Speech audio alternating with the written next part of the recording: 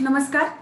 मी Annasaheb Awate college Manchar या महाविद्यालयाच्या वतीने विद्यार्थिनी मंच आयोजित आज आपण एक विशेष व्याख्यान आयोजित केलेले आहे आणि आजचा जो विषय आहे आपला तो म्हणजे महिला सबलीकरण आणि व्यक्तिमत्व विकास.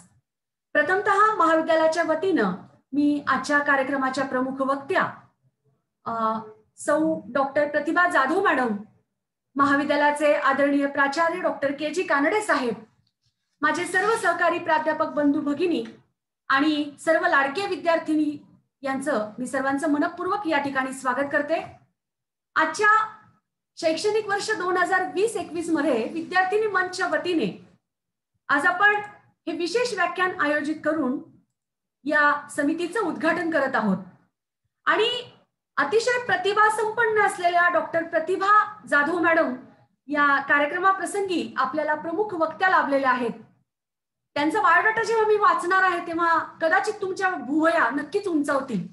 एक व्यक्ती आणि विशेषतः ती स्त्री जिच्यावर ऑलरेडी जबाबदाऱ्या असतात, अशी एक जबाबदार स्त्री सगळी आपली कर्तव्ये पार पाडून आपल्या व्यक्तिमत्वाचा विकास कसा करते, स्वतःच्या ज्ञानाचा उपयोग समाजासाठी कशा पद्धतीनं करते, याचं उत्तम उदाहरण म्हणजे डॉक्टर प्रतिभा जाधव मॅडम.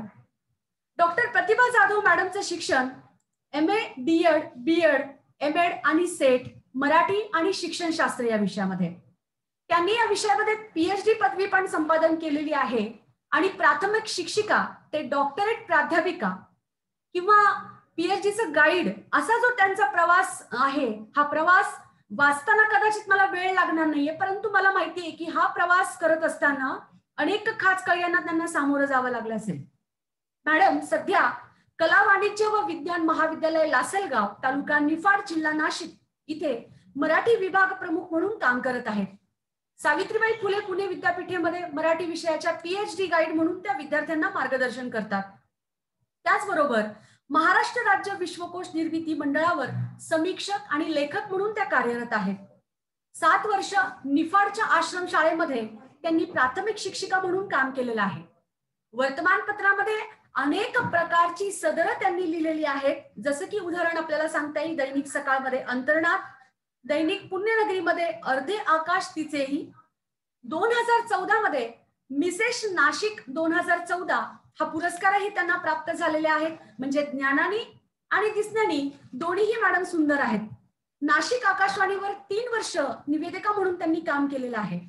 झी मराठी, माय बोली, झी 24 तास, TV9, कलर्स TV या विविध वाहिन्यांवर त्यांचे कार्यक्रम प्रसारित होत असतात. चित्रलेखा हे जे आपल्या मराठी माणसाचं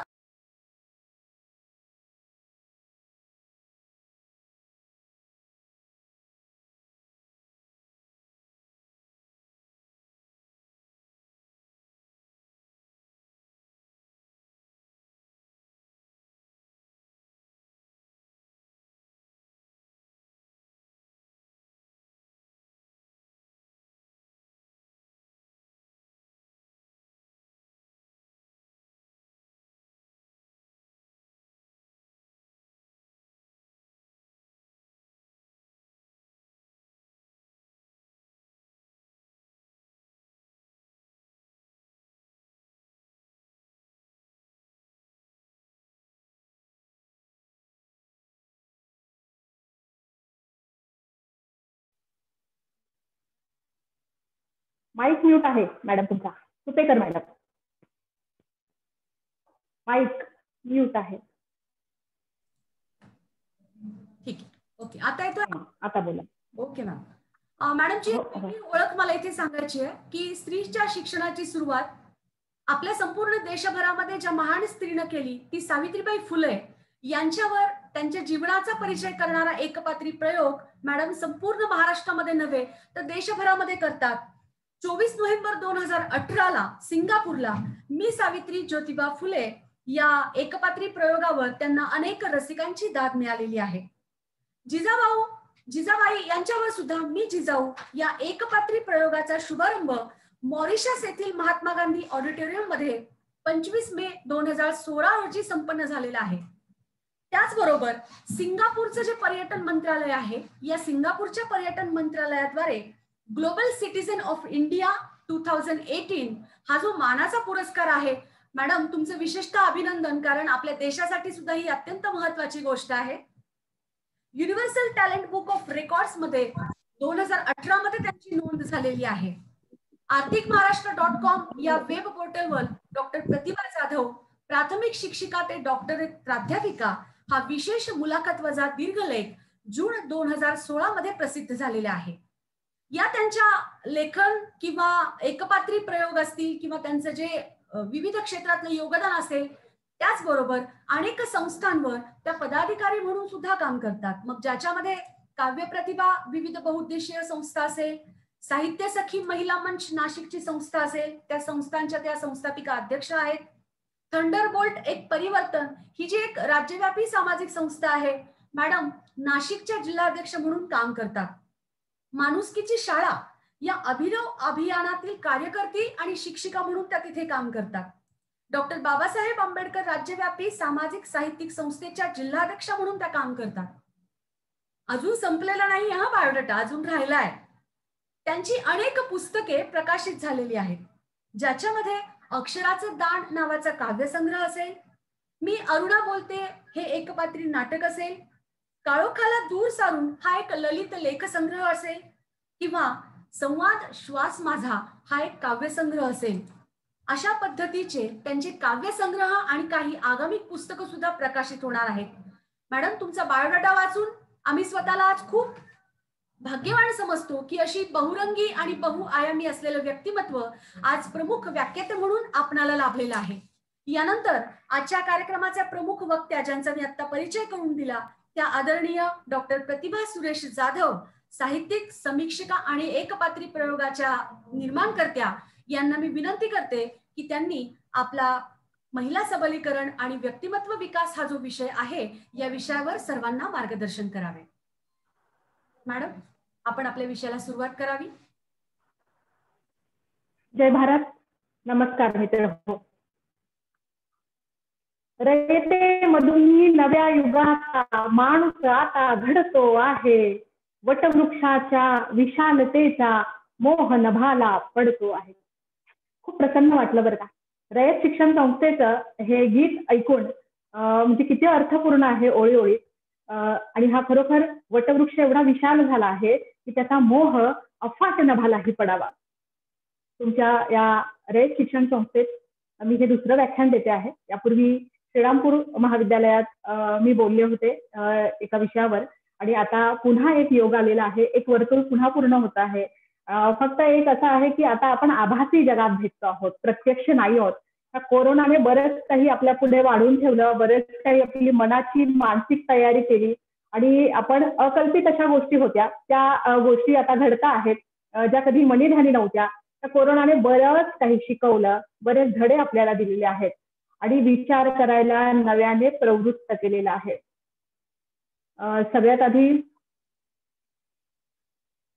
अण्णासाहेब आवटे महाविद्यालय मंतर पुणे या महाविद्यालयाच्या विद्यार्थिनी मंच आयोजित या ऑनलाईन कार्यक्रमात बोलताना मला आनंद वाटतो आहे, कारण स्वावलंबी शिक्षण हेच आमचे ब्रीद या उक्तीस आपल्या कृतीची जोड देऊन हयातभर ज्यांनी समाज, गरजू आणि परिघाबाहेरील रयतेच्या कल्याणाचे काम केले आणि रयतेच्याच नावाने रयत शिक्षण संस्था हे बीज लावले आणि आज त्याचा वटवृक्ष झाला आहे.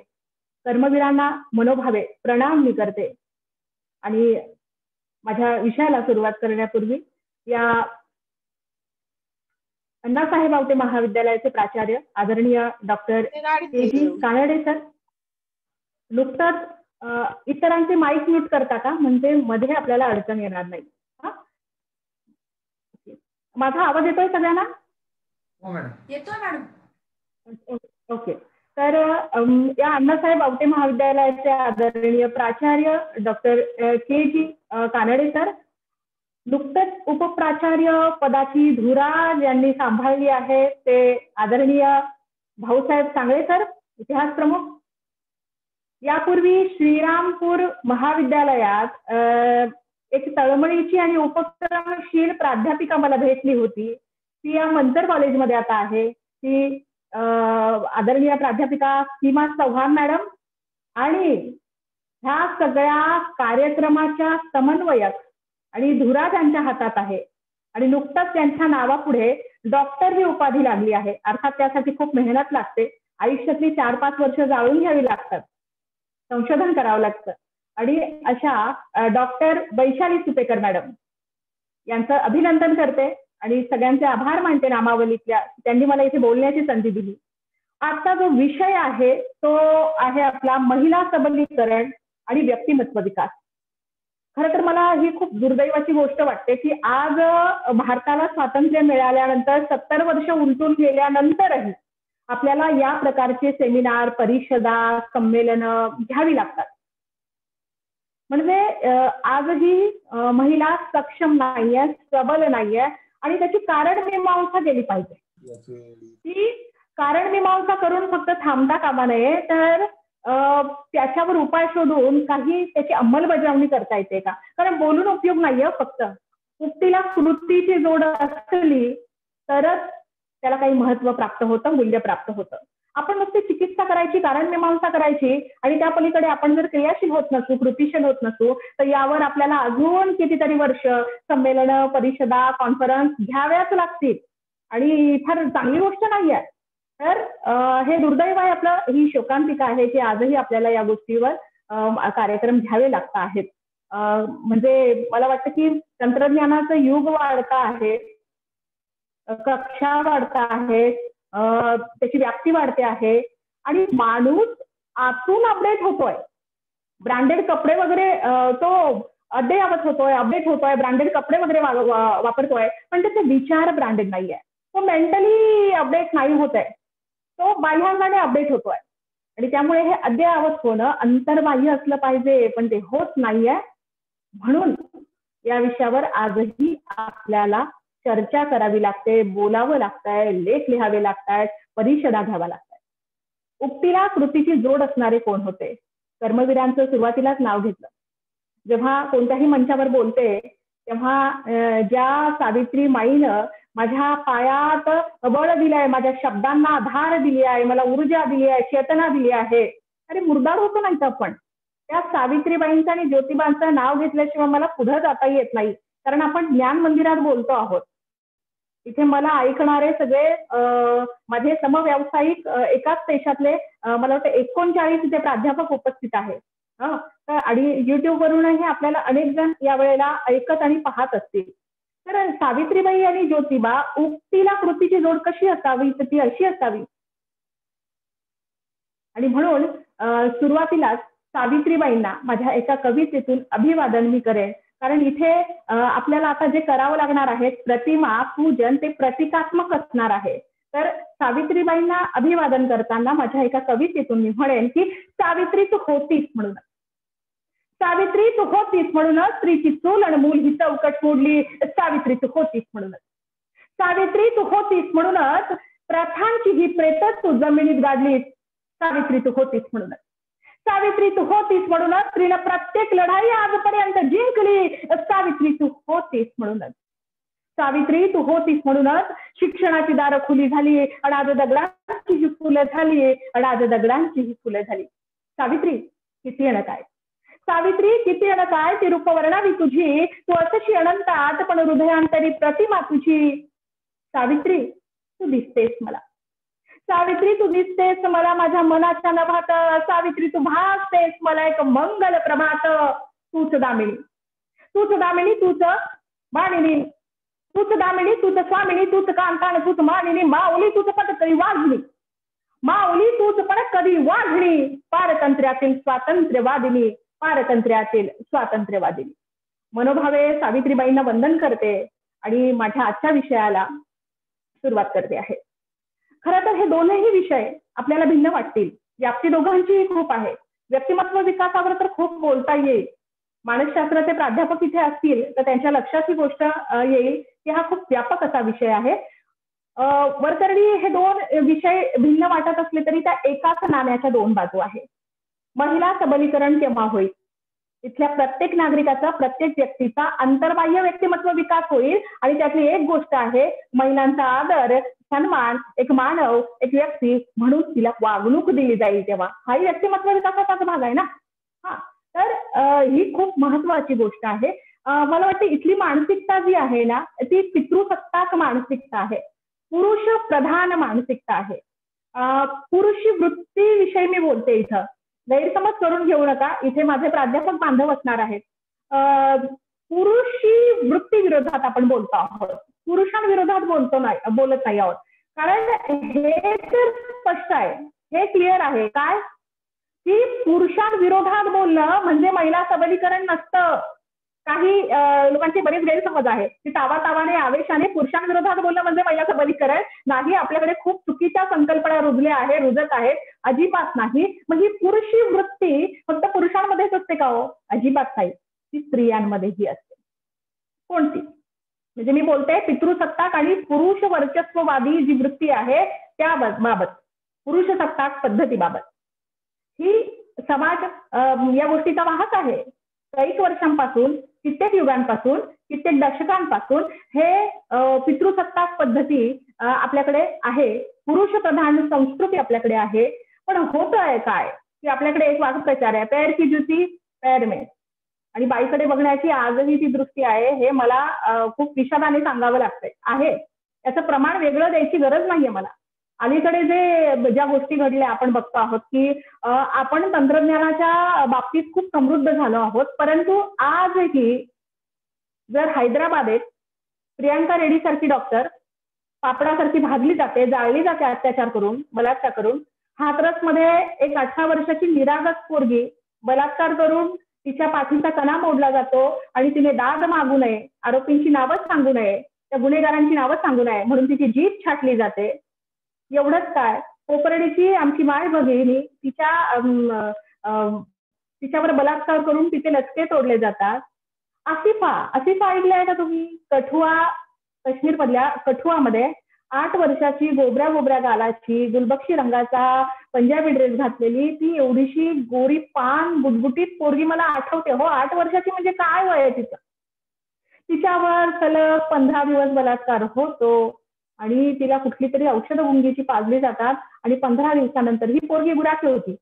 ही पोरगी गुरं चारायला जायची आपली आणि तिथे तिच्यावर बलात्कार होतो एका ठिकाणी बंदिस्त करून आणि 15 दिवसानंतर तिचा बाप वेड्यासारखा 15 दिवस फिरतो, पोरगी कुठे माझी, दाद मागतो आणि ते पोलिसही दाद देत नाहीत. आणि 15 दिवसानंतर ज्या जंगलामध्ये ती निघालेली असते गुरांना घेऊन, त्या जंगलामध्ये तिचं शव, निळी काळी झालेली, रक्त गोठलेलं आणि भयंकर अत्याचार तिच्यावर केलेला 8 वर्षाची आसिफा तिथे भेटते. ही उदाहरण एवढीच आहे का हो? निर्भया हत्याकांड जगभर गाजलं, खरं तर खूप नामुष्कीची गोष्ट आहे आपल्यासाठी भारतीय म्हणून.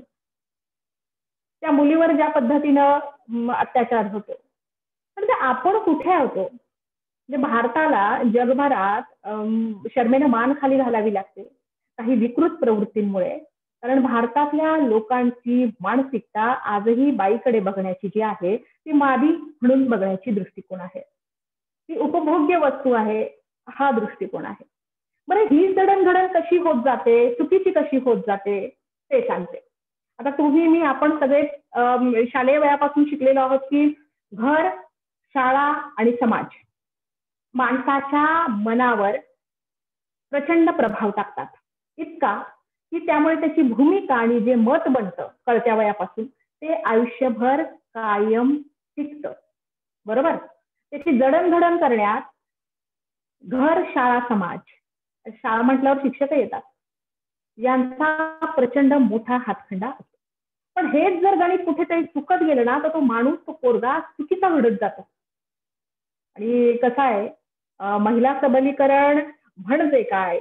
महिला सबलीकरणाची अशी व्याख्या केली जाते, साधी गोष्ट आहे, तुम्हालाही कळेल ती, की महिला विषमता आणि भेदभाव दूर करून स्त्रीच्या प्रगतीत पोषक वातावरणाची निर्मिती करणं, कायदे आणि विविध योजनातून तिला लैंगिक, आरोग्य, साधन संपत्तीवरील तिचा हक्क, आर्थिक, शैक्षणिक, राजकीय, सामाजिक आणि सांस्कृतिक क्षेत्रात पुरुषांच्या बरोबरीने हक्क आणि दर्जा प्रदान करणे. सगळ्यात महत्वाचं काय माहितीये का बेसिक, की आर्थिक परावलंबी असते. किती महिला आर्थिक स्वावलंबी आहेत आज? काय प्रमाण आहे त्याचं? खूप कमी आहे.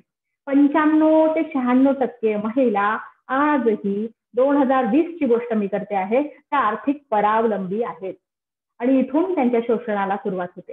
कारण आर्थिक परावलंबी असल्यामुळे ना त्यांना निर्णय घेण्याची मुभा आहे, ना स्वातंत्र्य आहे, बरोबर ना? या सगळ्या गोष्टी आहेत. आणि आत्मविश्वासाची कमी होत जाते. मी काहीतरी नाहीच आहे, मला अस्मिता नाही, मला अस्तित्व नाही, मैं कुछ हूँ, मी कुणीतरी आहे, ही भावना माणसामध्ये प्रचंड आत्मविश्वास जागृत करते. पण ते फार काही दिसत नाही महिलांमध्ये, आजही दिसत नाहीये. आणि ज्या मुठभर महिला वेगवेगळ्या क्षेत्रात आपलं नाव कमवत आहेत, त्या आदर्श आहेत या महिलांचा. त्यांच्यामधला आत्मविश्वास जागृत होतोय काही प्रमाणात. पण आपल्याला हेही नाकारून चालणार नाही की निर्णय प्रक्रिया, स्वातंत्र्य आणि आत्मविश्वास या बाबतीत महिला मागे आहेत.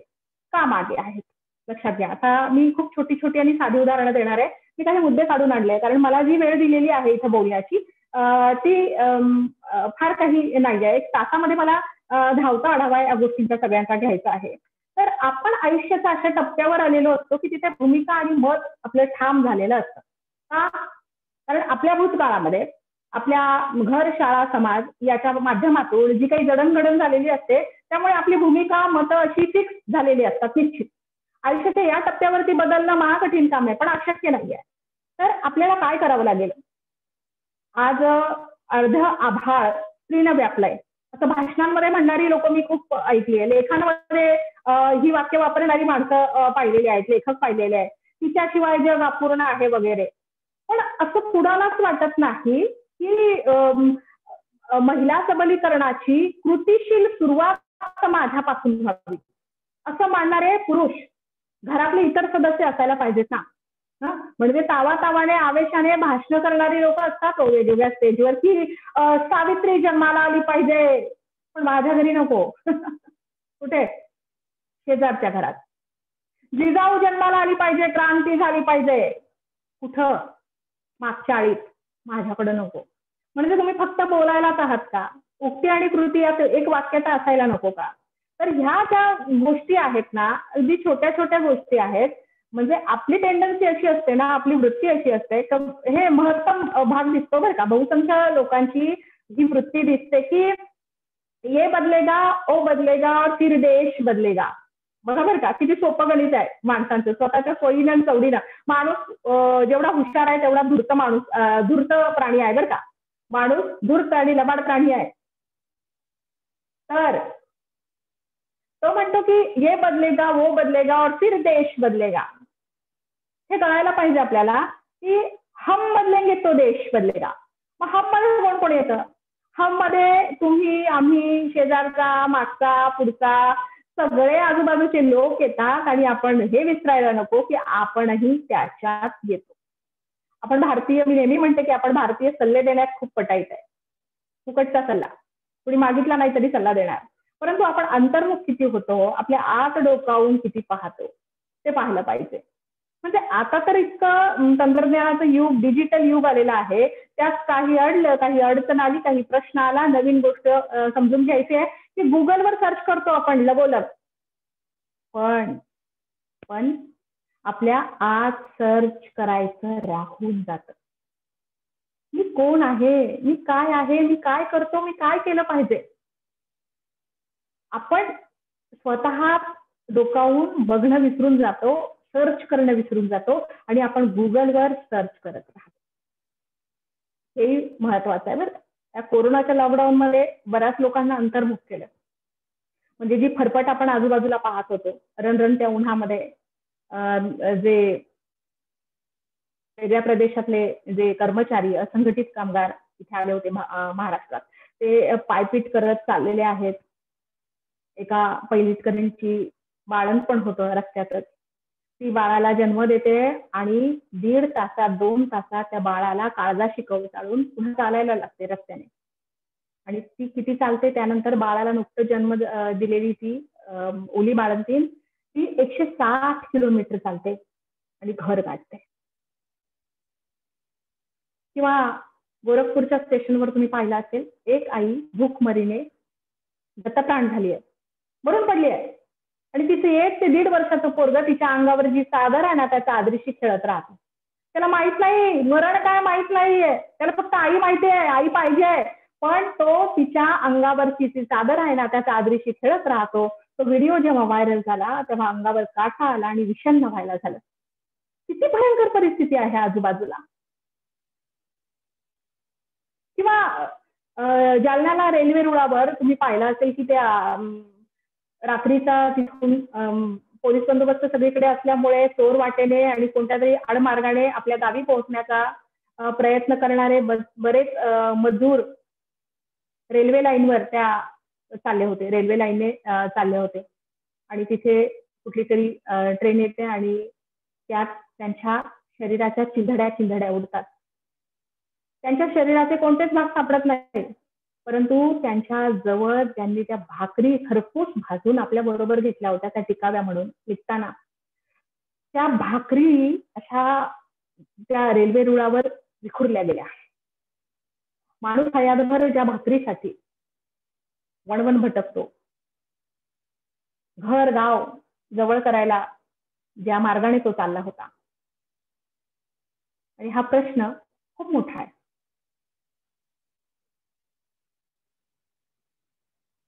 या गोष्टींकडे नव्याने पाहिला या कोरोनाच्या काळामध्ये आम्ही शिकलो, कारण आमच्या संवेदना तर हरवल्यात ना, संवेदना बोथट झाल्यात. पर दुःख शीतल, आम्हाला कुणाचं काही वाटत नाही. म्हणूनच आजही परिघाबाहेरील आणि वंचित जीवांवर अत्याचार होतात, अन्याय होतात आणि सगळं काही सुरळीत आहे असं दाखवण्याचा प्रयत्न केला जातो आणि ही प्रकरणं दडपली जातात. खरं तर इथं माणसं पण फार शॉर्ट टर्म मेमरी झाली आहे लोकांची. घटना घडते, हळहळ व्यक्त करतात, निषेध व्यक्त करतात आणि मग लगेच शो मस्ट गो ऑन. पण त्याच्यावर असे काही उपाय ठोस असं काही करता येत आहे का आपल्याला, हे बघितलं पाहिजे. तर कोणत्याही या चांगल्या गोष्टीची सुरुवात आपल्याला स्वतःपासून करता येते का, हे आपण प्राधान्यक्रमाने पाहायला पाहिजे. आणि मला वाटतं आपण प्राध्यापक आणि शिक्षक म्हणून आपली खूप मोठी जबाबदारी आहे आणि तेवढी क्षमता आपल्याकडे असते. कारण आपण एका वर्गात शिकवतो तेव्हा त्या वर्गामध्ये आता प्रथम वर्ष कला या जरी वर्गाचा FYच्या वर्गाचा आपण विचार केला तरी आपल्या समोर 200-150 मुलं बसलेली असतात, अधिकही असतील. तर आपल्या भावना आणि भूमिका शिक्षक म्हणून आपण विद्यार्थ्यांपुढे ठेवल्या पाहिजे. संदर्भ, प्रमाण या गोष्टी ठेवल्या पाहिजे. आणि मुलांना ना विचार प्रवृत्त आपल्याला करता आलं पाहिजे. त्यासाठी शिक्षकाने सजग राहणं खूप गरजेचं आहे. घर, शाळा, समाज हाच माणसांना घडवतो, मुलाला घडवतो. दुसरी कुठली माध्यम आहे? आता तंत्रज्ञान यायला लागलं आहे, तंत्रज्ञान यायला लागलं, पण त्यातून तो किती वाहवत जाईल, किती नाही. पुन्हा कळत्या वयामध्ये जे संस्कार त्याच्यावर या तिन्ही माध्यमातून झालेले ते खूप निर्णायक आहे, महत्वाचे आहे.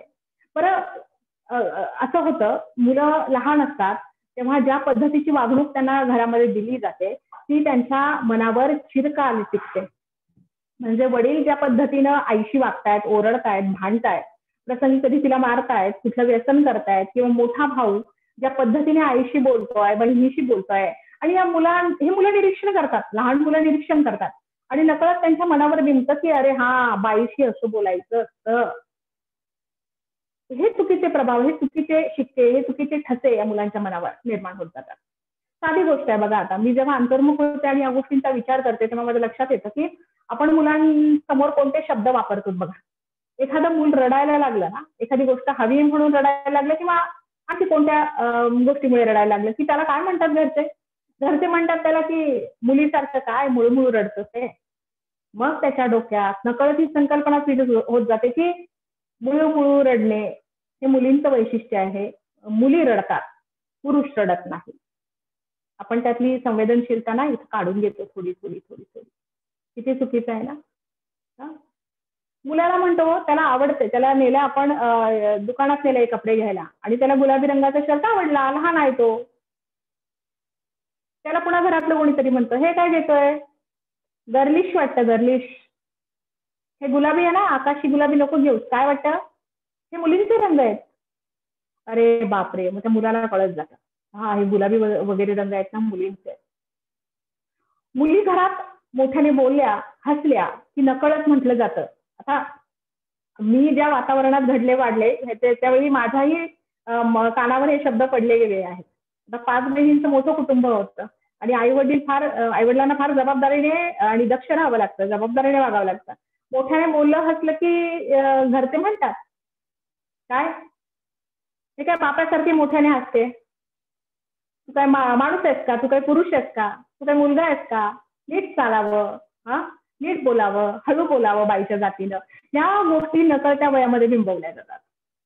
आता मुलांना आपण बोटाला धरून जत्रेत यात्रेत नेतो. आता त्या जत्रा यात्रा किती भरतात माहिती नाही, पण जिथे आहेत अस्तित्वात तिथे आपण मुलांना बोट पकडून जत्रेत यात्रेत नेतात आई वडील. आणि तिथे गेल्यानंतर आपण काही खेळणी घेऊन देतो मुलांना. तर मुलांना खेळणी घेऊन देतो तेव्हा मुलीला कोणत्या खेळणी घेऊन देतो आपण? मुलीला कोणती खेळणी घेऊन देतो? आता कुणीतरी बोला, माईक अनम्यूट करून. तुम्हीही तुमच्या मुलांना नेत असाल. मी ग्रामीण भागातल्या महाविद्यालयात शिकवते. इथे एक यात्रा भरते, तिथे मी येते आणि तिथे मी ते निरीक्षण केलंय. इथे कोणीतरी बोललं तरी चालेल पार्टिसिपंट पैकी की मुलांना आणि मुलींना आपण यात्रेत किंवा जत्रेत नेतो एखाद्या, नकळत त्यांच्या मनावर कसा तू पुरुष आहेस किंवा तू स्त्री आहेस हे कसं बिंबवतो आपण त्या गोष्टीतून. मुलींना कोणती खेळणी घेऊन देतो, मुलांना कोणती खेळणी घेऊन देतो? बोलणार आहे का कोणी?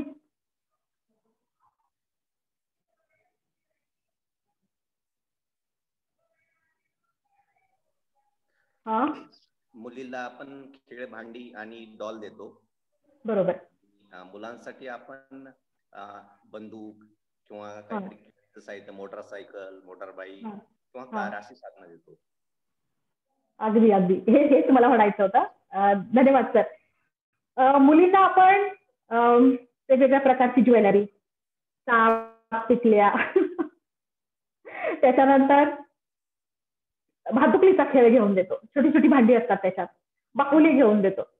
चुकूनही ती मुली म्हणत नाही आणि ते आई वडील म्हणत नाही की तू हे घे, जेसीबी घे, ती जीप घे, ती बंदूक घे, हा मोबाईल घे.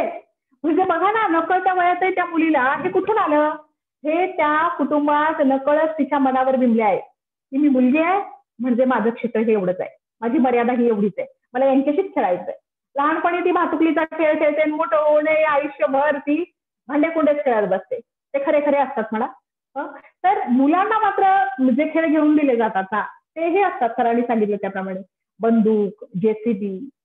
किती नकळत आपण आपल्या मुलांवर हा संस्कार करतो हो, किती नकळत आपण हे अंतर्मुख झालं पाहिजे. खूप छोट्या छोट्या गोष्टी आहेत, पण ह्या महिला सबलीकरण का करावं लागतंय आजही याची बीज या गोष्टींमध्ये आहे की आपण काय करतो आणि आपण काय केलं पाहिजे. मुलींना मुभा आणि नसते फार, स्वातंत्र्य नसतं फार. माझ्याकडे खूप छान मेसेज आहे, मी तुम्हाला वाचून दाखवते. इंग्लिशमध्ये आहे तो मेसेज असा आहे. आपण साधारण असं म्हणतो त्या मुलीवर रेप झाल्यानंतर की तिच्यावर रेप झालाय, परंतु आपण असं म्हणत नाही की त्याने रेप केलाय. बरं, इतकी साधी गोष्ट आहे. तो असा आहे, शी वॉज रेप्ड असं म्हटलं जातं, पण असं म्हटलं पाहिजे खरं तर ही रेप हर. आता सध्या जे आहे ना ते असं म्हणतात की प्रोटेक्ट युअर डॉटर, पण असं म्हणत नाही एज्युकेट युअर सन. त्याला शिकवा ना बायकांशी कसं वागलं पाहिजे, मुलींशी कसं वागलं पाहिजे. She was rape, he rape her, protect your daughter, educate your son, ask your daughter to come home early, it's not safe. त्याऐवजी असं म्हटलं पाहिजे खरं तर, असं वागलं पाहिजे की ask your son to come home early, it will be safe then. 7च्या आत घरात या सगळ्या गोष्टी ज्या आहेत ना त्या सगळ्या बाईवर लादलेल्या आहेत. ठीक आहे ना, रात्री उशिरापर्यंत बाहेर फिरणं बरोबर नाही, चांगलं नाहीये, पण मुलं जर वेळेवर घरात आली ना तर ती कितीही उशिरापर्यंत फिरली ना तर ती सेफ असेल. ही साधी गोष्ट आहे. तर ह्या सगळ्या गोष्टी आहे इथल्या पुरुषसत्ताक पद्धतीतून आलेल्या आहे. पुरुष वाईट नाही, वृत्ती वाईट असते. व्यक्ती वाईट नसते, परिस्थिती वाईट असते. ह्या साध्या गोष्टी आहेत. इथे 2 लिंगांमध्ये हा वाद नाहीच आहे. बरं, मला गंमत अशी वाटते, आणखी म्हणजे ते खरं वाईट आहे की आपण महिला सबलीकरणावर बोलतो, स्त्री आणि पुरुष वृत्ती म्हणूया किंवा स्त्री पुरुष लिंग, लिंगभेद, लिंगभाव याच्या विरोधात संघर्ष होत राहतो. वेगवेगळ्या गोष्टींवर संघर्ष होत राहतो, मतं मांडली जातात, खंडन मंडन होतं. पण आपण कधीतरी तिसऱ्या लिंगाचा विचार करतो का? कधीच नाही. आपला संघर्ष चाललाय अनादिकालापासून. तिसऱ्या लिंगाच्या पुढे काय वाढून ठेवलंय? तृतीय पंथी ज्यांना म्हणतात त्यांचा आपण कुठेच गणना करत नाही. त्यांच्या पुढे काय, त्यांच्या वाट्याला काय, ते झालेत का सक्षम? जे महिला सबलीकरणावर फार बोलायचे दिशा पिंकी शेखला मी ऐकलं. तुमच्या महाविद्यालयात जरूर एखाद्या व्याख्यानात तिला निमंत्रित करा. खूप आउट ऑफ बॉक्स असा विचार करणारी विचारवंत आहे.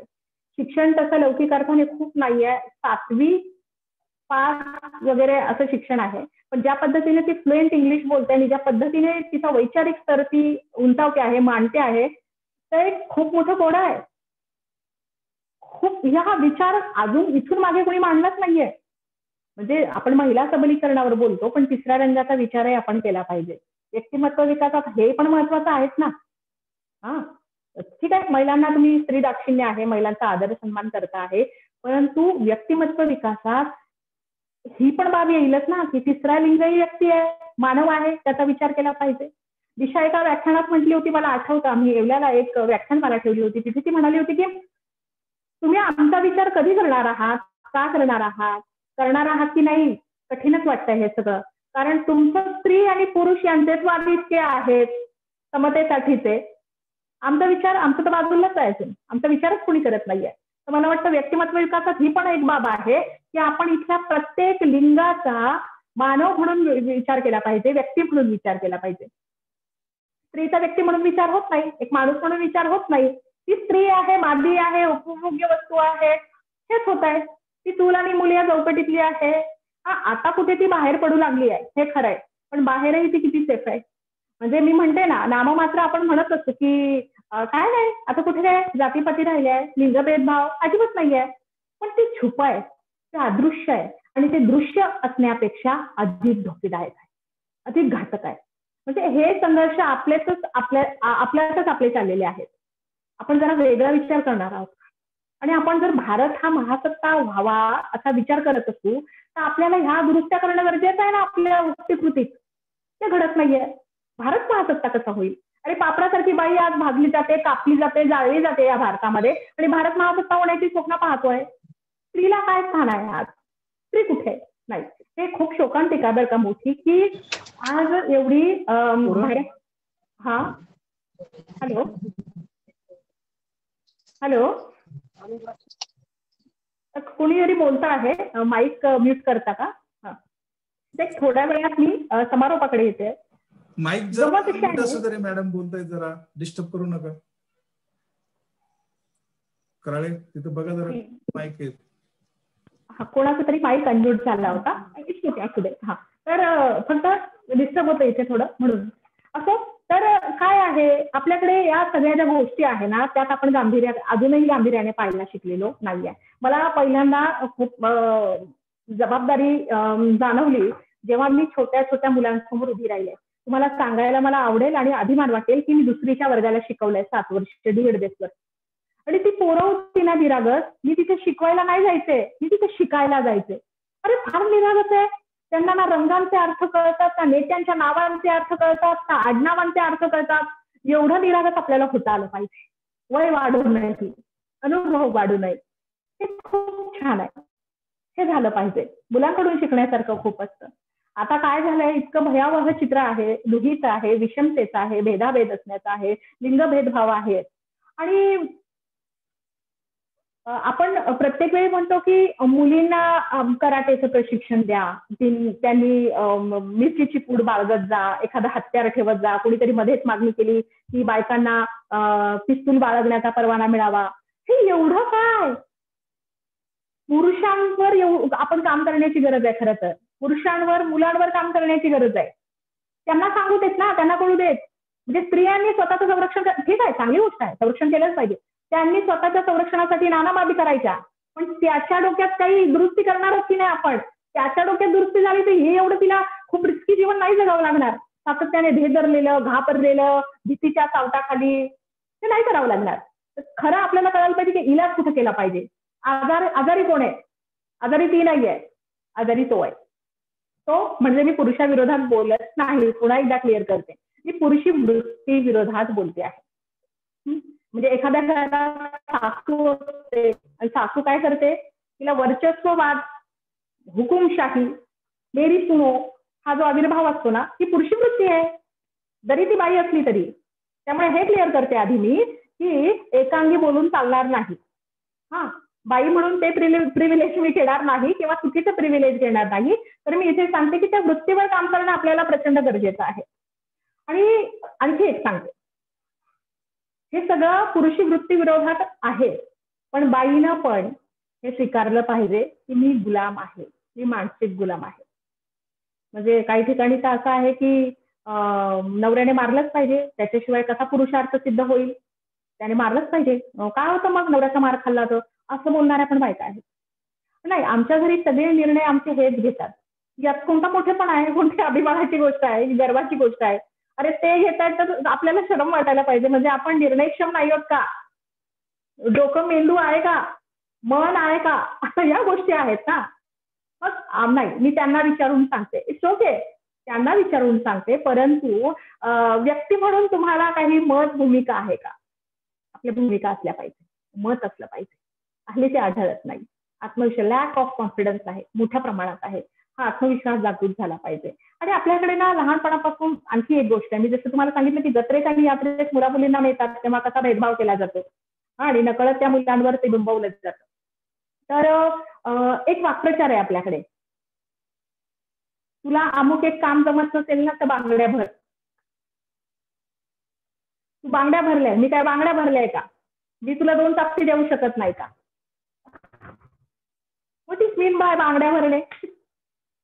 मी म्हणते हे काही फार अभिमानाची गोष्ट नाहीये, फार काही सन्मानाने मिरवायची गोष्ट नाहीये, ती कमीपणाची गोष्ट आहे बायांसाठी. बाया पण म्हणतात, बाया पण वापरतात हा शब्द.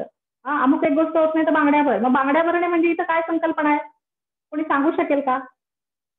म्हणजे इथे पण काही राज्यकर्त्यांनी काही निर्णय घेतले नाही, विरोधात घेतले किंवा काही गोष्टींची अंमलबजावणी करता आली नाही, ऍक्शन घेता आली नाही की बायका बांगड्यांचा आहेर घेऊन जातात. आत्ताच मी कुठल्या तरी वाहिनीवर पाहिलं, एका बॉक्समध्ये बायका बांगड्या टाकत होत्या. अमुक एक गोष्ट जमत नसेल त्या याला पदाधिकाऱ्याला तर बांगड्या भर. काय बांगड्या भरण्याचा अर्थ काय इथे घेणार आपण? म्हणजे बघा, मी पण बांगडी घातली म्हणजे बांगड्या भरलेल्या, बांगडी घातलेल्या हातामध्ये स्वतःला सिद्ध करण्याची सक्षमता नसते, क्षमता नसते, कॅपॅसिटी नसते. साफ चूक आहे.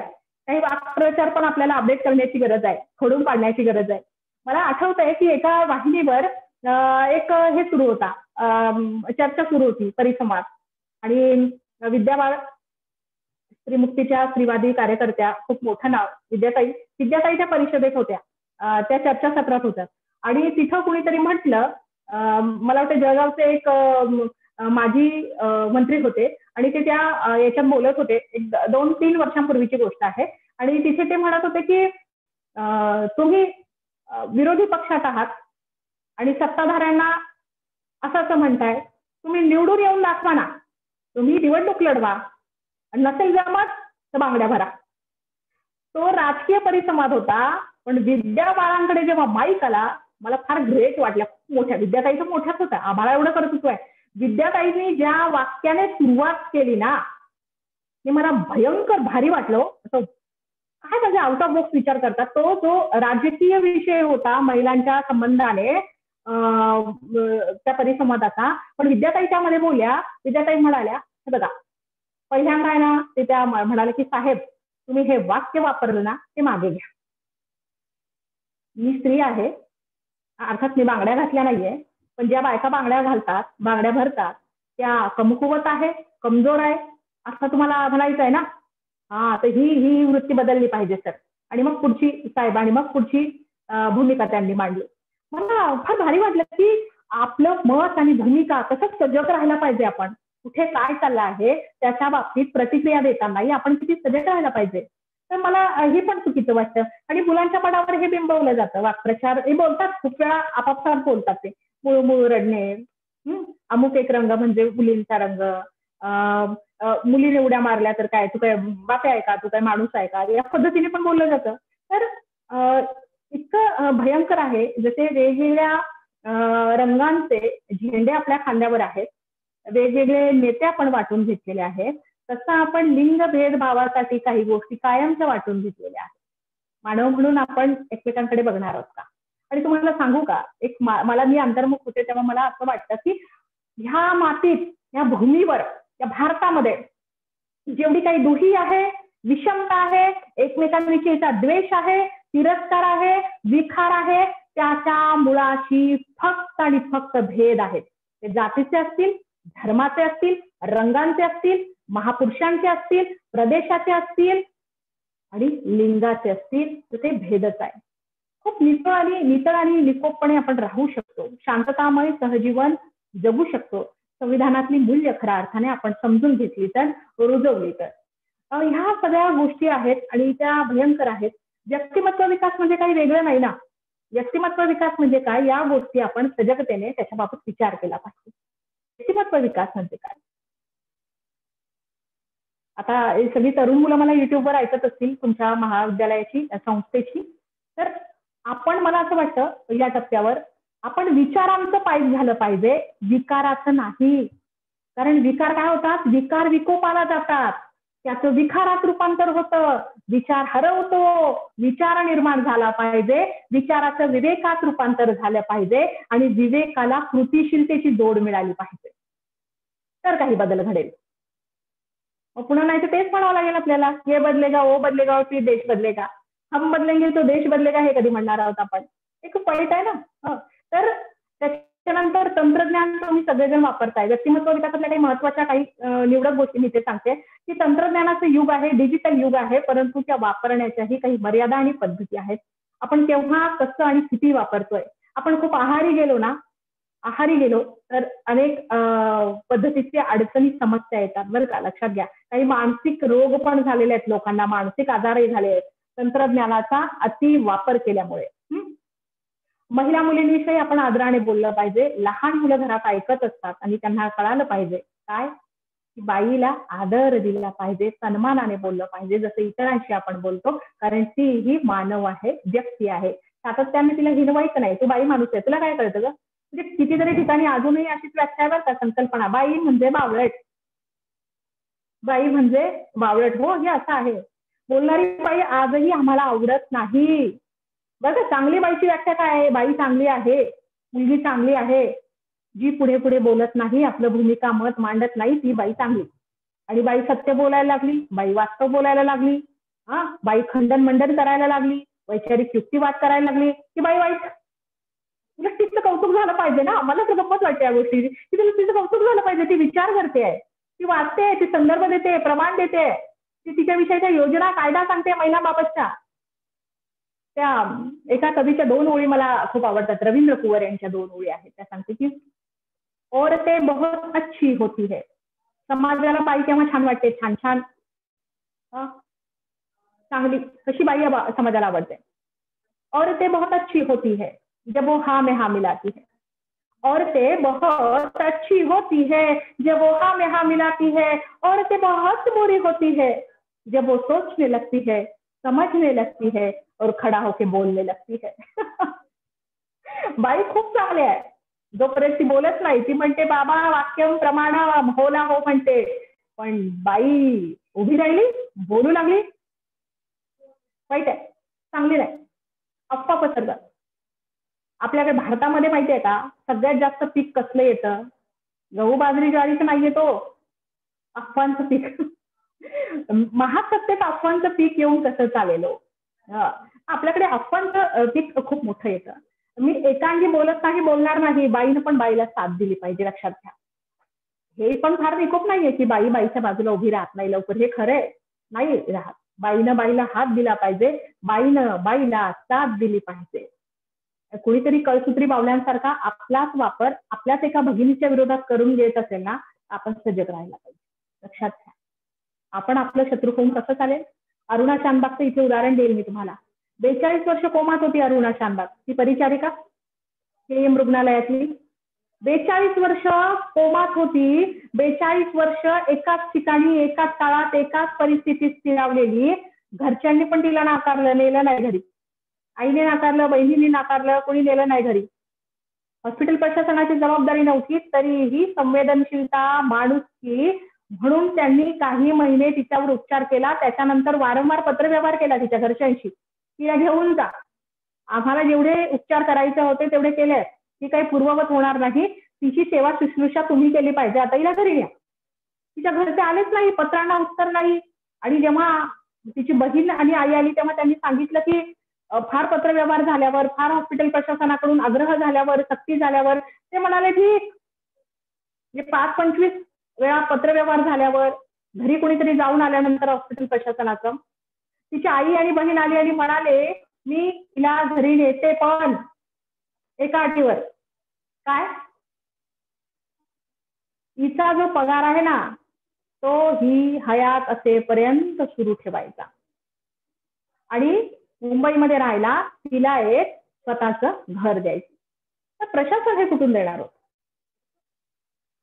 नाही दिलं प्रशासनाने, कुठून देणार होतं? अशी कुठली काही तजवीज असते का?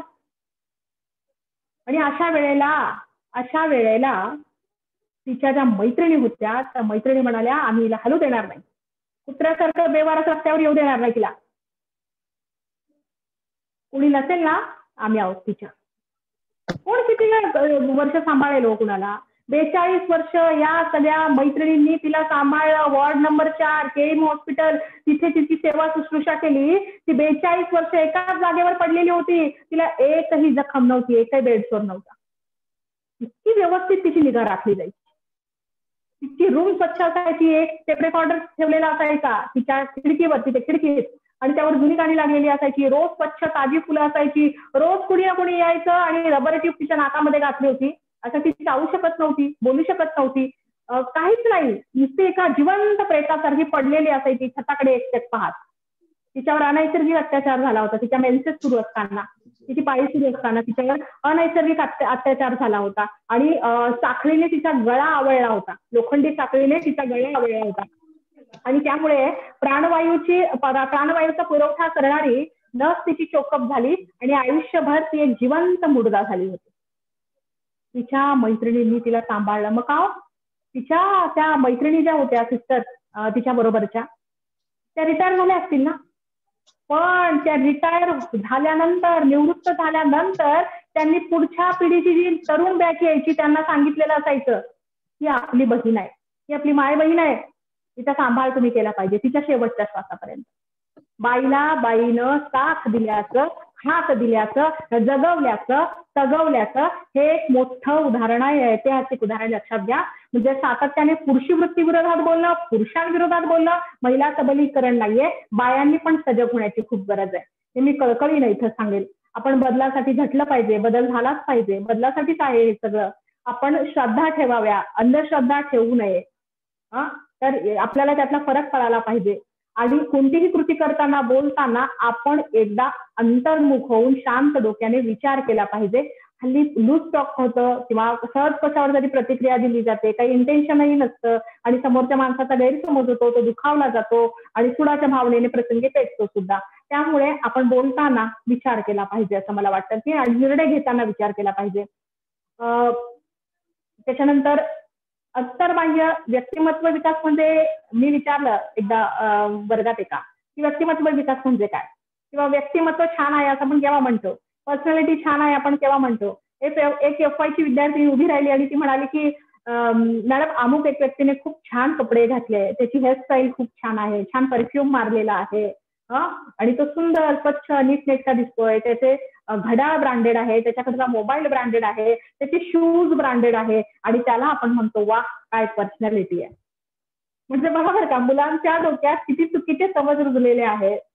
आणि तो असा छान आहे बरं का, सगळं ब्रँडेड आहे, कडक इस्त्री केलेला सूट बीट घातलाय, शूज वगैरे घातलाय, आणि तोंड उघडलाय आणि तोंडात मावा भरलाय, मग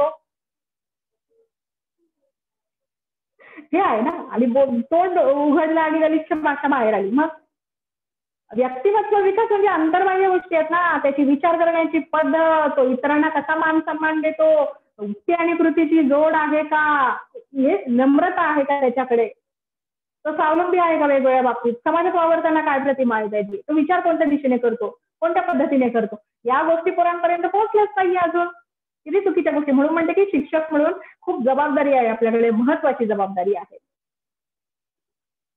जाता जाता एक कविता इथे वाचणार आहे. इथे मी थांबते आता. सुपेकर मॅडम एक कविता वाचते आणि थांबते. ओके चालेल? हा सुपेकर मॅडम एक कविता वाचते. आपल्या ठरल्याप्रमाणे साधारण 1 तास वगैरे झालेला आहे. तर एक कविता मी इथे वाचते आणि मग थांबते. कविता आहे वैभव गुप्ता नावाच्या एक तरुणाची. म्हणजे पुरुषाने बाईविषयी असं लिहिलं म्हणजे मी सॅल्यूट करते, त्या गोष्टीला सॅल्यूट करते. बाईची वेदना इतक्या तीव्रतेने तशीच्या तशी पुरुषाला कोणीतरी बोलत आहे.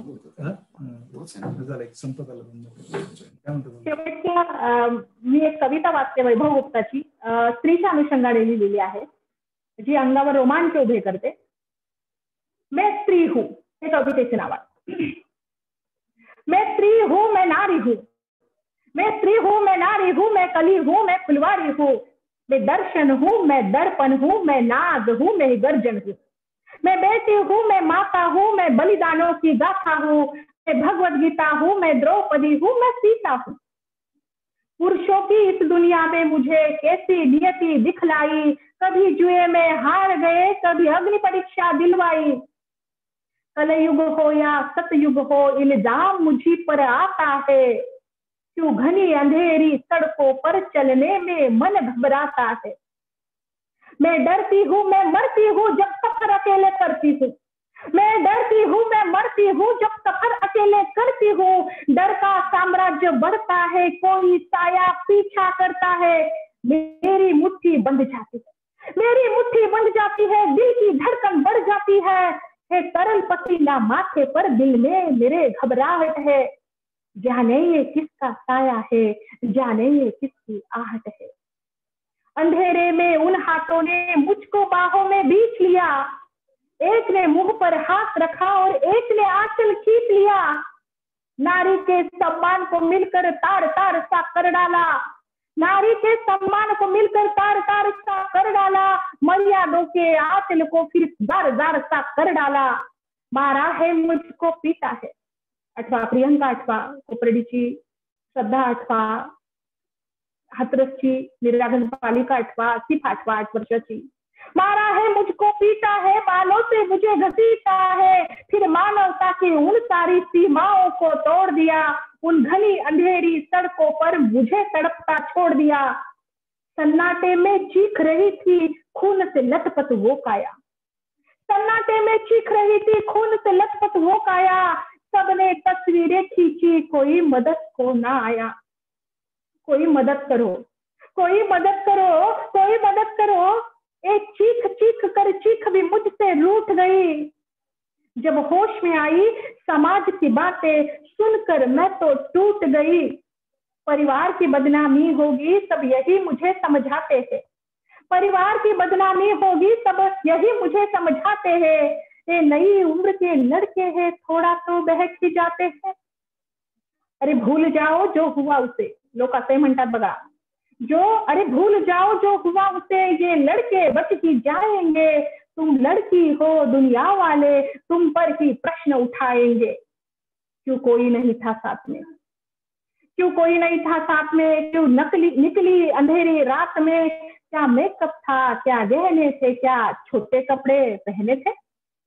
इन प्रश्नों के भूल भुलैया में सच्चाई कहीं खो जाती है. सब भूल जाओ कहने वालों, क्या तुम्हें शर्म नहीं आती है. कैसे भूलूं उन रातों को, कैसे भूलूं उन रातों को, मुझको छूते उन हाथों को. कैसे भूलूं उन तकलीफों को, कैसे भूलूं उन चीखों को.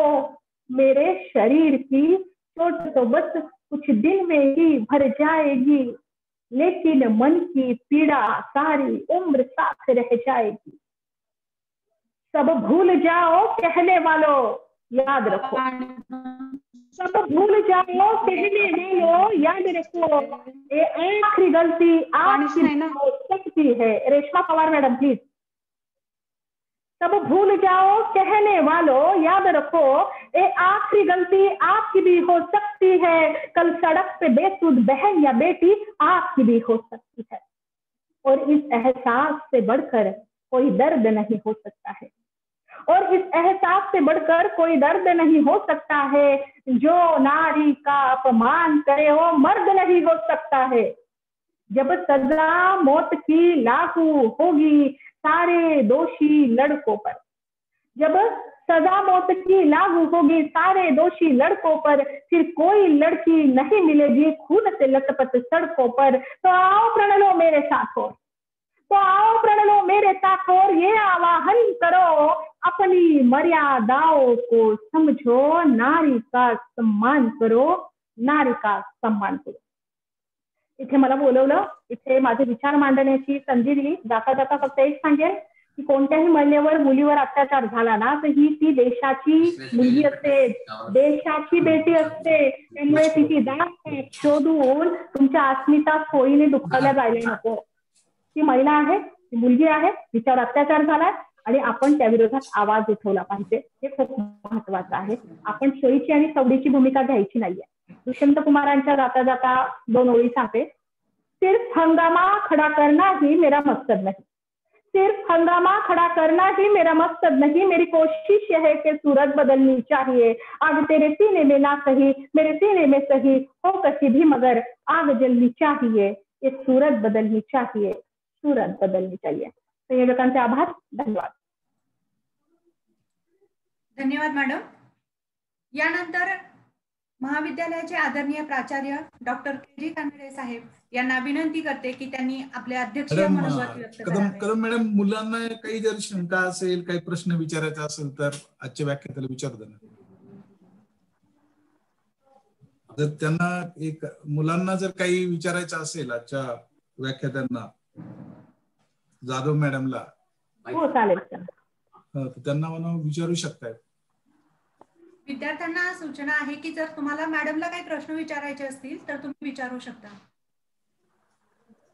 किंवा स्टाफला कोणाला विचारायचं असेल तरी।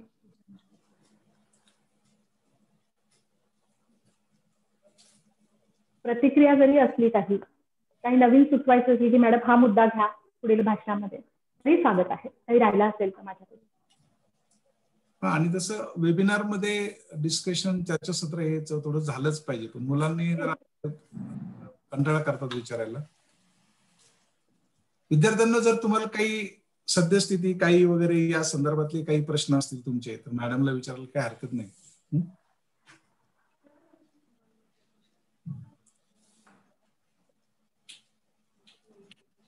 बरं ठीक आहे, जर डायरेक्ट समजा कधी विचारायचं नसेल तर नंतर तुम्ही विचारा मॅडमना, आपल्या मॅडम तर्फे, कदम मॅडम तर्फे तुमचे वैयक्तिक काही असतील या संदर्भातलं, काय हरकत नाही। ठीक आहे, धन्यवाद मॅडम। आज मला वाटते एक चांगली पर्वणी आपल्याला विद्यार्थिनी मंच यांनी आयोजित करून दिली। जवळपास 150 विद्यार्थी युट्यूबला हे ऐकतायत आणि बाकीचे आपले बरेचसे प्राध्यापक झूमवर मॅडमचं व्याख्यान ऐकलं। त्या आजच्या प्रमुख व्याख्यात्या डॉक्टर प्रतिभा मॅडम, या विद्यार्थिनी मंचच्या प्रमुख सुपेकर मॅडम, कदम मॅडम, सर्व त्यांच्या कमिटीतील सर्व सदस्य, प्राध्यापक, विद्यार्थी विद्यार्थिनी बंधू भगिनी, खरं तर एक चांगला मी माझ्या कार्यप्रणालीमधनं काही वेळा ज्यावेळेस ऐकत होतो त्यावेळेस मॅडमनी विस्तृतपणे या गोष्टी सांगितलेल्या आहेत। मी आपला जास्त वेळ घेणार नाही कारण चांगले व्याख्यान दिल्यानंतर माझ्यासारख्याने जास्त बोलू नये, अध्यक्षाने नेहमी कमीच बोलायचं असतं, पण 2-3 त्यांनी चांगले विषय आपल्यासाठी ओपन केलेत की आजची स्त्री आणि आजची जी पुरुष वृत्ती जी आहे आणि या संदर्भात येणारे बरेचसे जे प्रॉब्लेम्स आहेत, तर ते आपल्या घरातून आणि आपल्या ही मानसिकता काही गोष्टी आपण समजून न घेतल्यामुळे खऱ्या समस्या वाढत चालल्या आहेत. आणि म्हणून आपल्या कुटुंबापासून, विशेषतः आपल्या स्वतःच्या व्यक्तिमत्वाचीच त्या पद्धतीने जर जडणघडण केली तर मला असं वाटतं की बरेचसे समाजातले प्रश्न कमी होतील. असं मॅडमनी बरेचसे उदाहरण दाखल सांगितलेलं आहे की आपण डे टू डे मध्ये आपल्याला नाही पारंपरिक पगडा आपल्यावर बसलेलाच आहे. त्याच्यामुळे त्यांनी एक चांगलं उदाहरण दिलं की बांगड्या भर या संदर्भातली जी साधी संकल्पना आहे ती अजूनही आपल्या सामाजिक जी एक प्रकारची सांस्कृतिक जी वाटचाल आहे त्याच्यातून तो शब्द गेलेला नाही. पण मला असं म्हणेल की पूर्वीच्या काळी ज्या स्त्रिया घरातून बाहेर पडत होत्या त्यांना या प्रकारच्या बऱ्याचशा गोष्टी भोगाव्या लागल्या. जे मॅडमने सांगितलं की आता टेलिव्हिजनवर वादसंवादाच्या वेळेस किंवा त्या संदर्भातले अगदी आपण ऐकतो. पण मला याच्यातून एकच सुचवायचं आहे की आजची जी स्त्री आहे खर तर ती स्त्री आपल्याला आज जी आधुनिकतेच्या वाटचालीवर उभी असलेली स्त्री, पुरुषाच्या खांद्याला खांदे लागून असं म्हणूया किंवा जे पुरुष करू शकत नाही अशी कुठलीही गोष्ट स्त्री करत नाही असा एकही उदाहरण जगात नाही. आणि मग काय होतंय, आपण हा जो पारंपरिक जो भेद आहे किंवा पारंपरिक जे थोडीशी जी विकृती आहे स्त्री आणि पुरुष याच्यामधली कमी करायला आपण कमी पडतोय. तर त्यासाठी मला असं सांगायचं की आपल्या घरातून आपण सुरू केले पाहिजे. बऱ्याचदा त्याच्यामध्ये स्त्रिया सुद्धा कारणीभूत आहेत. या अगदी मॅडमनी बरीचशी उदाहरणं दिलेली आहेत. म्हणजे त्यातलं एक साधं उदाहरण मला असं वाटतं, आपल्याकडे बरेचसे आता प्राध्यापक आहेत, इव्हन आमची एखादी महिला न्यायाधीश जरी असेल आणि ती न्यायालयातून काम करून घरी आल्यानंतर सुद्धा ती म्हणते नाही आमच्या साहेबांना माझ्या हातची चपाती लागते. आणि मग ती चपाती गरम गरम करण्यासाठी ती साहेबाची मानसिकता ठेवण्यासाठी जी स्त्री करते खरं तर तिथूनच आहे. मला असं म्हणायचं की ज्यावेळेस आम्ही एक चांगली नोकरी करतो किंवा कुठली काही गोष्ट करतो, ही समाजाने तुम्हाला एक त्यांच्या बाजूने चिकटवलेलं बिरुद आहे की महिला चांगल्या उत्तम स्वयंपाक करतात, मग घरामध्ये तिनेच करावं. तर मोठमोठी 3 स्टार 5 स्टार हॉटेल जर आपण पाहिली तर तिथं सगळे जे बावर्ची आहेत ते बरेचसे पुरुषच आहेत. असं नाहीये. म्हणजे ज्या वेळेस आपण एखादी गोष्ट पुरुषाच्या बरोबर करतो तर त्यावेळेस काही गोष्टी घरातील पुरुषांनी सुद्धा त्या महिलेला ऍडजस्ट केल्या पाहिजे. याही संदर्भातला विचार खरं तर आपण लहानपणापासून, विशेषतः ज्यावेळेस आपण एक मुलगी म्हणून घरात वाढतो, पुढे भविष्यात आपण एखादी व्यवसायात बाहेर पडलेली स्त्री, नोकरीसाठी बाहेर पडलेली स्त्री, तर या संदर्भातलं आपलं व्यक्तिमत्वाचा विकास करताना ह्या गोष्टी आपण केल्या गेल्या पाहिजेत. कारण हा पूर्वीच्या पिढीला झालेला आहे. इव्हन आता मॅडमच्या पिढीमध्ये सुद्धा ती गोष्ट झालेली आहे. इव्हन आमच्या पिढीमध्ये सुद्धा झालेलं आहे. म्हणजे माझं एक इथं उदाहरण द्यायचं म्हणजे की माझ्या घरामध्ये आमचे आई वडील दोन्ही असे शिक्षित आणि आमच्या भावंडांना त्यांनी चांगलं शिकवलं, कष्ट करून चांगल्या पद्धतीने शिकवलं. पण मला आठवतं की पूर्वीच्या काळातली आपली जी घरं असायची, वडील शेतकरी कुटुंबातले असल्यामुळे पुन्हा आज पूर्वीचे जे जोतं असलेलं घर असायचं. आम्ही लहानपणापासून बघायचो, वडील शेतातून काम करून आले आणि ते जोत्याच्या घरावरती ओट्यावर बसले, ते खालून लगेच त्यांच्या पुढे ताट जायचं, इतकं ते पटपट जायचं की ते वडिलांना त्या सगळ्यांना ते पुरुषी मानसिकतेला घाबरून बाकीच्या घरातल्या सगळ्या स्त्रिया ज्या असायच्या, इव्हन आम्ही सुद्धा लहान लहान मुलं असून सुद्धा की वडील घरात आम्ही बाहेर, अशा पद्धतीचं ते होतं. तो काळ होता. पण मी हे थोडंसं त्या काळाच्या बाबतीत सांगितलं. आणि ज्या वेळेस हे वडील आम्हा मुलांना शिकवल्यानंतर, म्हणजे माझ्याकडे आणि माझ्या मुंबईच्या 2-3 भावांच्या ज्यावेळेस घरी जायचे काही कामानिमित्त, तर आमची एक 2-3 भावांची अशी पद्धत होती की सकाळी आपण मिसेस सर्व्हिस करते, व्यवसाय करते, संध्याकाळी एकत्रित जेवावं आणि जेवताना सगळ्यांना बरोबर जेवायला बसायचं, असं एक आमच्या घरातलं एक सर्वसाधारण एक वातावरण असतं. आणि ते जेवताना मग आम्ही बसल्यानंतर माझ्या मुंबईचा भाऊ जो होता तो सुद्धा बसल्यानंतर वहिनीने आणून दिलेलं सगळं काय घरातलं जे असेल जेवताना तर तो सगळ्यांच्या ताटात वाढायचा, वडिलांच्या ताटात वाढायचा, सगळं वाढायचा. ते वडिलांना ते जाणवायचं. ज्यावेळेस माझ्याकडे यायचे, माझी मिसेस शिक्षिका असल्यामुळे संध्याकाळी आमच्याकडे तीच पद्धत होती. सहज बोलता बोलता ते मला म्हणाले, मला वाटते मी त्यावेळेस पिंपरी कॉलेजला प्राध्यापक होतो, आणि असं करताना मला म्हणाले की अरे खरं तर मला वाटलं होतं की तुम्हाला शिकल्यामुळे तुमचे कष्ट कमी होतील. म्हणे आम्ही एवढे कष्ट केले, तुम्हाला शिकवलं, ग्रॅज्युएट केलं, पोस्ट ग्रॅज्युएट केलं, डॉक्टर केलं, पण म्हणे अजूनही तुम्हाला स्वतःच जेवण वाढून द्यावं लागते. मग माझं बरं नाही का म्हणे, मी आपलं शिक्षित असल्या घरात वर मांडे घालून जो त्याच्या घरात बसलो की खालून लगेच पटपट मला जेवायला येतं. तर हा वडिलांचा कन्सेप्ट होता. मग मी त्यांना थोडस तेच कन्सेप्ट त्यांना जाणू देण्यासाठी काही कामाच्या निमित्ताने वडील माझ्याकडे होते आणि त्यांना मी म्हणालो की आता आम्ही दोघंही नोकरीला जातोय, तर तुम्ही असं करा की जरा थोडस एक 5-6 दिवस माझ्याकडे थांबा.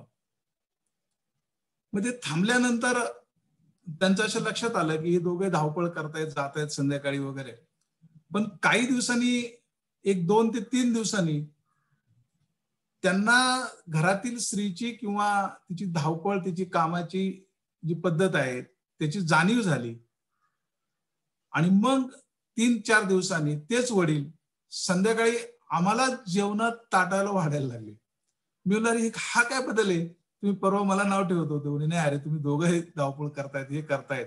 म्हणजे मला असं म्हणायचंय की कदाचित त्यांच्या अज्ञानापोटी त्या काही गोष्टी करत असतील. घरातलं काम सुद्धा हे काम असतं हे स्त्रीने समजून सांगितलं पाहिजे, किंवा बाहेर काम करत असताना आपल्या कामाचं डिव्हिजन आपण उत्तम रीतीने जर केलं तर आपण आपल्या कामाच्या ठिकाणी सुद्धा चांगला न्याय देऊ शकतो. आपली घुसमट होत नाही, म्हणजे सगळ्या ठिकाणीच आपण काम केलं पाहिजे, ही जी गोष्ट होते. आणि त्यामुळं आजच्या स्त्रियांवर पाहतो आपण, बऱ्याचशा नाही आहे परंतु बऱ्याचशा स्त्रियांवर ती आपल्याला जाणवतं की हे प्रेशर असतो, घराचा असतो, दोन्ही असतो. समाजात वागताना जाताना सुद्धा मॅडमनी बरीच उदाहरण दिली, त्याच्या बाबतीत मी काही जास्त गोष्टी सांगणार नाही, पण त्यांनी सांगितलं की सासू सुद्धा पुरुष वृत्तीचे असते. पण अलीकडे थोडस आपल्याला पाहायला मिळतो की सासू कमी झालेली थोडीशी पुरुष वृत्ती, सून सुद्धा तिच्या उमेदीच्या काळात सासूवर सुद्धा पुरुष वृत्ती जागवते. म्हणजे त्याच्याही पेक्षा आपण ऍज अ ह्युमन बिंग आहोत, आपण एक मनुष्य आहोत, आणि आपण एकमेकाला विचारायची देवाणघेवाण करून जर काही गोष्टी समजावून सांगितल्या तर त्या समस्या बऱ्याचशा समजतात. विशेषतः घरातील जी कुटुंब प्रमुख स्त्री असते तिने आपल्या मुलांना आणि मुलीला वाढवताना फार भेदाभेद न करता खरं तर त्यांच्याशी डायलॉग ठेवले गेले पाहिजेत. घरातील जे प्रमुख आहेत, पुरुष असेल किंवा स्त्री असेल, त्यांनी दोघांनी आपली मुलं वाढवताना त्यांना त्या पद्धतीची ट्रीटमेंट दिली पाहिजे. त्यांना विचारायचं स्वातंत्र्य म्हणजे दिलंच पाहिजे. परंतु त्याचबरोबर त्यांच्याशी रेग्युलरली ते काय करतात, मग ते करत असताना त्यांनी केलेली कृती जी आहे ती कशी चूक आहे, एखादी चूक असेल तर चूक म्हणली पाहिजे. तिथं आपण त्याला प्रोत्साहन देऊ नये. नाही तर बरोबर आहे, तो पुरुष आहे, तो मुलगा आहे, ते बरोबर आहे, मग ती मुलगी आहे, मग नाही तुझं चुकलं, किंवा समाजामध्ये काही गोष्टीच्या तशा पद्धतीने काही होत असेल तर त्याचं जे गुण आणि दोष जे आहे तर याची सुद्धा चर्चा आपल्या कुटुंबातून व्हावी. खरं तर याची काळाची गरज आहे. त्याचबरोबर आपण पाहतो की डेव्हलप कंट्रीज मध्ये नव्हे, आपल्या इंडियामध्ये सुद्धा आता डेव्हलपिंग कंट्रीमध्ये आज आपल्याला अशी जाणीव झालेली आहे की घरातील फक्त पुरुषांनीच कमवलं पाहिजे असं नाही, स्त्रियांनीही कमवावंच लागणार आहे. तरच त्याचा जो संसाराचा जो गाडा आहे किंवा त्याची जी घरातली जी एकंदर वाटचाल आहे तर ती वाटचाल चांगली उत्तम रीतीने होईल. आणि म्हणून त्याच्यातून आपण आलोच पाहिजे. कारण आज आपण पाहतो की अजूनही भारतीय व्यवस्थेमध्ये किंवा भारतीय आपल्या सांस्कृतिक, जरी जगात म्हणतो आपण की भारत सांस्कृतिक दृष्टिकोनातून जगात 1 नंबरचा आहे, हे वाक्य नुसतं वरून बोलायला चांगलं वाटतं, पण एका घरातून 1-2 पुरुष फक्त कमवतात, बाकीच्या सगळ्या स्त्रिया किंवा लहान मुलं वगैरे घरात बसून ठेवतात आणि त्यांच्या आर्थिक कुचंबना, त्यांच्या कौटुंबिक कुचंबना ह्या वरच्यावर आपण करत असतो. आणि म्हणून आपण म्हणतो नाही, अगदी मी माझ्या बायकोला किंवा माझ्या घरातील महिलांना अजिबात घराबाहेर सुद्धा पडायला लागत नाही. हे काय फार म्हणजे चांगलं स्टेटमेंट नाही राष्ट्राच्या दृष्टिकोनातून सुद्धा. कारण समजा पहा की मी वेगळ्या पद्धतीने हे उदाहरण तुम्हाला देऊ इच्छितो की समजा आपल्या देशाचं दरडोई उत्पन्न जर काढायचं ठरलं तर एका कुटुंबातले समजा 5 सदस्य असेल आणि एकच सदस्य कमवत असेल आणि 4 सदस्य जर त्याच्यावर डिपेंडंट असेल तर दरडोई उत्पन्न ते खालीच येतं. म्हणजे एखाद्या सदस्याला समजा 20,000 पगार असेल आणि ते 20,000 पगार त्याच्यावर डिपेंडंट 5 लोक असेल तर तो धरून 6, म्हणजे त्याला जर पाहिलं आपण तर एक 3,000 रुपये महिना म्हणजे 36,000 रुपयात त्या एका व्यक्तीची गुजराण होते. आणि मग आपण पाहतो की डेव्हलप कंट्रीज मध्ये ह्या ज्या गोष्टी असतात तिथं सगळे लोक सगळ्या पद्धतीने काम करत असतात, कुटुंबाला मदत करत असतात. अलीकडे ही संकल्पना आलेली आहे, स्त्रियांनाही त्या पद्धतीने आपण बाहेर घेतलेला आहे. पण ते घेताना त्यांचा वर्क कल्चरचा कुठंतरी विचार आपण केला पाहिजे की जेवढं ते बाहेर काम करतात तेवढ्याच पद्धतीने आपण त्यांना घरात मदत करायला पाहिजे. समाजामध्ये सुद्धा आपल्या बरोबरच त्यांना स्थान दिलं पाहिजे. आणि ही मानसिकता ज्यावेळेस समाजामध्ये येईल त्यावेळेस आजच्या ज्या समाजामध्ये ज्या काही बाकीची सध्या आपल्याला पाहायला मिळतात की स्त्रीकडे फक्त भोगाची वस्तू म्हणून न पाहता तिच्याकडे माणूस म्हणून पाहिलं आणि ती एक आपल्या बरोबरीची साथी म्हणून जर पाहिलं, विशेषतः समाजातील आपले एक चांगले जोडीदार म्हणून जरी पाहिले तरी मला वाटतं समाजाची प्रगती व्हायला म्हणजे जास्त वेळ लागणार नाही. अलीकडे जी आपल्याला वरती श्रेयवाद जे म्हणतो त्या श्रेयवादामध्येच खरं तर आपण बरेचसे लोक आहेत. पण दुसरे उदाहरण देतो, अलीकडे आपण पाहतो नवरात्रामध्ये आपण आपल्याला एकमेकालाच देतो. मॅडमनी तो विषय घेतलाय मला माहित नाही, परंतु बघतो आपण नवरात्रामध्ये रोजचा कुठल्या कलरची साडी घालायची, कुठला ड्रेस घालायचा, कुठली आभूषण म्हणजे स्त्रीनी घालायची किंवा काय वगैरे. तर ह्या मानसिकतेत न पडता थोडस त्याच्यातून बाहेर आलं पाहिजे. आपल्याला ही जे बंधन आहेत ती आपण असं म्हणूया की सोन्याच्या पिंजऱ्यात ठेवण्यासाठी काही बंधन आहेत. मी असं म्हणणार नाही की सगळीच बंधनं जुगारून द्या, पण काही बंधनं जी आहेत तर ती पाळलीच पाहिजे असं नाही. अर्थातच कुटुंबाचा गाडा जर चांगला चालायचा असेल तर पॉझिटिव्ह ऑपॉर्च्युनिटी किंवा पॉझिटिव्ह वृत्तीने जरी तुम्ही पाहिलं किंवा तुमची संकल्पना पटवून सांगितली तरी बरेचसे जे मतभेद आहेत ते कमी होतात. आपण पाहतो की आजकाल स्त्रिया किंवा एखादी मुलगी आपल्या वडिलांना पटवून काही गोष्टी सांगताना वडिलांना त्या मुलीचं ऐकावंसं वाटतं. मग तीच मुलगी ज्यावेळेस आपल्या म्हणजे जोडीदाराला ज्यावेळेस काही सांगू शकत नाही का, तर त्या पद्धतीने जर विचार केला तर मला असं वाटतं समाजातील ताणतणाव हे कमी होतील. स्त्रियांकडे खरंच चांगलं ते एक आहे. मी असं म्हणत नाही की स्त्रियांकडे जी आपले विचार मांडण्याची पद्धत, एखाद्याला विचार सांगण्याची पद्धत ही निश्चितच पुरुषांपेक्षा चांगली असते. म्हणून ही गोष्ट काही वाईट नाही. म्हणून मी नेहमी म्हणतो की ही स्त्रीकडे असलेला हा जो गुण आहे तो पुरुषांपेक्षा निश्चितच तो स्त्रियांना चांगला आहे. आणि म्हणून त्यासाठी एक उदाहरण द्यावं असं वाटतं मला की आज जर पाहिलं की ज्यावेळेस प्रत्येक माणूस जन्माला येतो त्याला मरावं लागतं, पण मरताना आपण पाहतो बरेचसे जे पुरुष असतात ते मरताना शेवटच्या काही काळामध्ये त्याचा स्मृतिभ्रंश झालेला असतो किंवा काहीतरी असंबंध बोलत असतो आणि त्यात त्याला तो मृत्यू येतो. पण स्त्रीचं तसं नसतं. बऱ्याचशा स्त्रिया किंवा बऱ्याचशा वयस्कर आपले ज्यावेळेस आपण पाहतो एक्झिस्टन्स होताना की त्या शेवटपर्यंत चांगल्या मानसिकतेत असतात, चांगल्या शुद्धीत असतात. कारण काय की त्यांना नेहमी एकमेकाला विचार सांगायचं, जे मगाशी मी तुम्हाला सांगितलं की एकमेकाला गोष्टी सांगतात त्यामुळे त्यांच्या विचाराची देवाणघेवाण होते. म्हणजे घरातलं साधं उदाहरण घेतलं, आजोबा, त्या आजोबाला त्याच्या निवृत्तीच्या काळात, त्याच्या वयोमानाच्या काळात मुलाने केलेले काही घेतलेले निर्णय त्याला असं वाटतं मला विचारत नाही, सून मला विचारत नाही, हे विचारत नाही, तो आजोबा त्याच्यात नादात राहतो, त्याच्यात ताठ्यात राहतो, आणि मग त्याला टिपिकल एका मानसिकतेत गेल्यानंतर, प्रेशर आल्यानंतर तो स्मृतिभ्रंश होतो आणि मग तो आजोबा त्या स्थितीत जातो. पण तीच उलट घटना जर आपण घेतली, त्या सुनेनी जरी सासूला किती थोडा त्रास दिला, तर तीच सासू काय करते, आपल्या नातवाला घेते किंवा नातीला घेते, त्याला थोपटते, त्याला बाजूला घेते, त्याच्याद्वारे काहीतरी गोष्टी मानते. म्हणजे ही जी मानसिकता आहे स्त्रीची, ही निश्चितच पुरुषांपेक्षा चांगली आहे. म्हणून आपण पाहतो की कुठल्याही प्रेशर्स मध्ये महिला ह्या पुरुषाला नेहमी चांगला सपोर्ट करतात. हा एक चांगला गुण आहेच. पण हा गुण आणि थोडासा मॅडमनी जो विषद केलाय की सबलीकरणाच्या संदर्भात स्त्रीनी स्त्रीला जर समजून घेतलं तर बरेचसे जे प्रॉब्लेम्स आहेत ते आपले कमी होतील. निश्चितच काही गोष्टीत समाजाने सुद्धा आपण या गोष्टी समजून घेतल्या पाहिजे. हा विषय फार बोलण्यासारखा आहे, पण हा वेळ नाहीये. परंतु मला असं वाटतं की या ठिकाणी डॉक्टर प्रतिभा जाधव मॅडमनी चांगल्या पद्धतीने हा मांडलाय. भविष्यात परत आपण त्यांना एकदा बोलू. परंतु या निमित्ताने त्यांनी आमच्या येथील सर्व स्टाफ आणि मुलींना जे त्यांचे विचार दिले त्याबद्दल रयत शिक्षण संस्थेतर्फे आणि निश्चितच आमच्या महाविद्यालयातर्फे त्यांना धन्यवाद देतो आणि या निमित्ताने माझे विचार संपवितो. जय हिंद, जय कर्मवीर. धन्यवाद साहेब. आज आपल्या महाविद्यालयात विद्यार्थिनी मंच समिती सबलीकरण आणि व्यक्तिमत्व विकास या विषयावर ऑनलाईन वेबिनार आयोजित केले होते.